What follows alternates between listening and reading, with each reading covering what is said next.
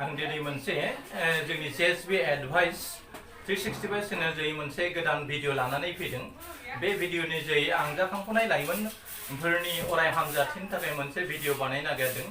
आथिखालनि बर' समाजाव माखासे निसा बेसादखौ बाहायनानै जोंनि लाइमोनफोरनि गेजेराव गोबां केरियार दानायाव गोबां गथ'साफोरखौनो सा ससेयावनो फरायनाय जिउआव गोबां खहा लाबोनायखौ जों नुनो मोनगासिनो दङ।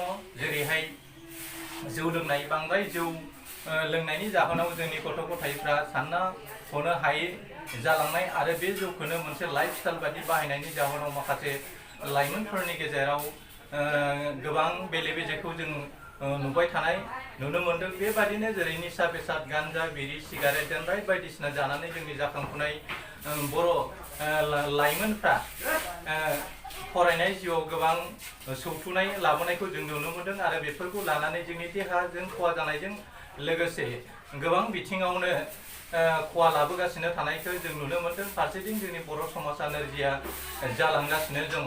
बे बिथिङाव जोंनि जाखांफुनाय लाइमोनफ्रा खोब साननायनि गोनांथि दङ। गुबुन फारसेथिङै मबाइलखौ जोंनि जाखांफुनाय लाइमोनफ्रा मोनसे बिराद गिदिर मोनसे लाइफस्टाइल होननानै सानना लायो आरो बे मबाइलखौ थिग खामानियाव बाहायाबासिनो जोंनि लाइमोनफ्रा बे मबाइलखौ गाज्रि बिथिङावसो बाहायबाय थानाय नुदों।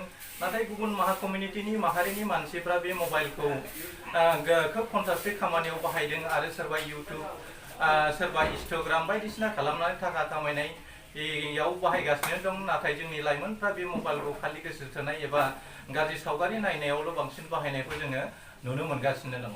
बेनिखायनो बे मबाइलखौ मोजां बिथिङाव बाहायाब्ला जोंनि लाइमोनफ्रा गोबां बिथिङाव दावगानायाव जोङो लेहेम जागोन होननानै आं सानो।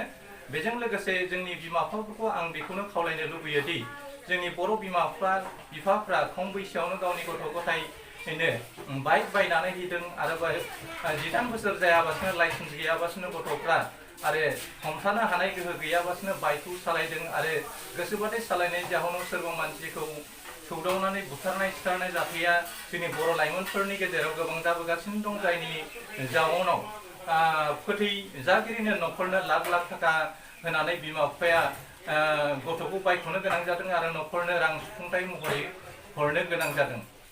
दा बेफोर गासै बिथिंखौ नायनानै जोंनि कमिउनिटिनि गार्जेनजों लोगोसे जोंनि बर' लाइमोनफ्रा बेफोर बेसादफोरखौ मोजाङै बाहायनो नाजायाब्ला जोंनि बर' रायजो राजानि गेजेराव गोबां बेले बेजे जागोन आरो जोङो मोनसे गेरेमसा माहारि दानो थांगासिनो थानाय बर' माहारिया गोबां बिथिङाव सौफैगोन होननानै आं सानो। मानोना दिनैनि लाइमोनानो गाबोननि नोगोरारि आरो बे लाइमोनफोरनि आखायावनो बर' समाजजों लोगोसे गासै बिथिङाव जौगानाय आरो बे हारिखौ लाखिनायनि गासैबो बिबाना बिथांमोननि आखायाव मोनसे समाव सहैगोन। एसेनोसै।